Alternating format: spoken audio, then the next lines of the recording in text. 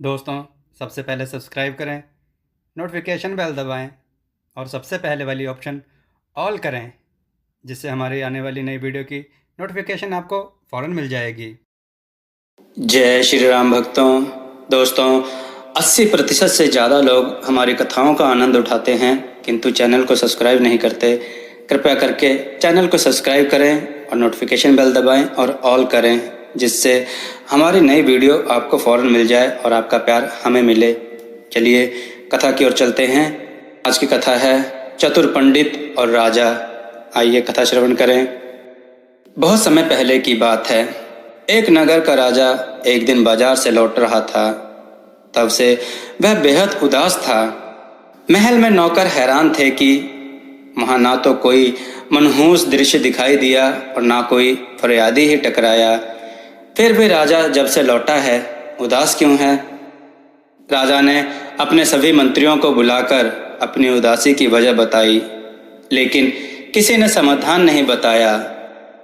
महल के आम कर्मचारियों ने तो कुछ देर हैरान रहने के बाद यह सोचकर इस हैरानी को अपने से दूर पटक दिया कि राजाओं का क्या है, वे तो जिस बात पर बेहद उदास होना चाहिए उस पर खिलखिलाते हैं और जिस बात पर इंसाफ करना चाहिए उस बात पर वाकई मुंह लटकाकर बैठ जाते हैं।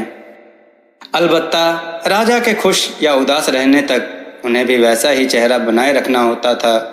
सो सभी वही कर रहे थे। उधर राजा था कि उसे अपनी उदासी और हैरानी को सुलझाए बिना चैन नहीं मिल रहा था। इसलिए राजा ने अपने सबसे चतुर मंत्री यानी पंडित को बुलाया।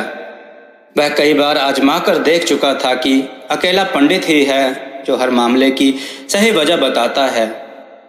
पंडित पर राजा ने उससे अपनी हैरानी और उदासी की वजह बयान की। राजा बोला, पंडित जी, तुम्हें खबर होगी कि मैंने कुछ अरसे पहले इस आदेश और छूट का ऐलान किया था कि राजधानी के तमाम बाजार आधी रात तक खुले रखे जा सकते हैं। मैं यह मानता हूं कि इससे व्यापारियों को लाभ ही होगा और वे खुशी खुशी मेरे आदेश का या इस छूट का लाभ उठा रहे होंगे। पंडित ने हामी भरी। महाराज, वह ऐलान मैंने भी सुना था। यह तो उनके फायदे की ही बात थी, तो ऐसी आपकी योजना वाजिब ही थी। वही तो मैं जानना चाहता था। राजा बोला, पर आज जब मैं बाजार पहुंचा तो वहां एक भी दुकान खुली हुई नहीं मिली, जबकि अभी आधी रात बीतना तो दूर, रात ठीक से शुरू भी नहीं हुई थी।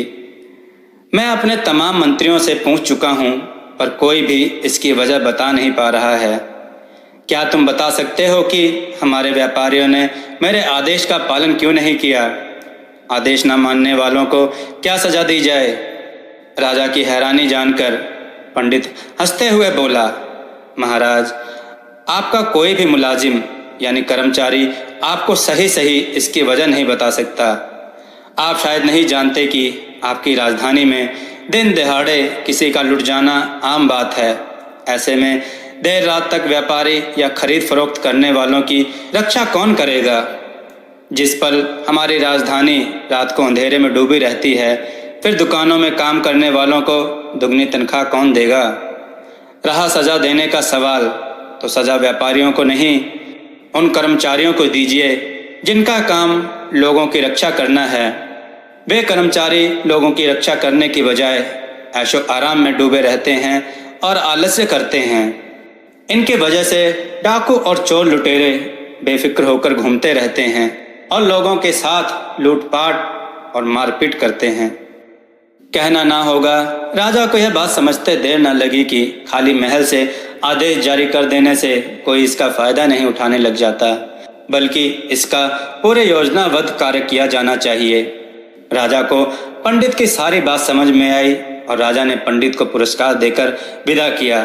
दोस्तों, आपको यह कथा कैसी लगी? अपने विचार और सुझाव कमेंट में जरूर दें। हमारी कथाओं को लाइक करें, हमारे चैनल को सब्सक्राइब करना ना भूलें। हमारी कथाओं को शेयर जरूर करें, जिससे लोगों को उत्तम ज्ञान प्राप्त हो। जय श्री राम भक्तों।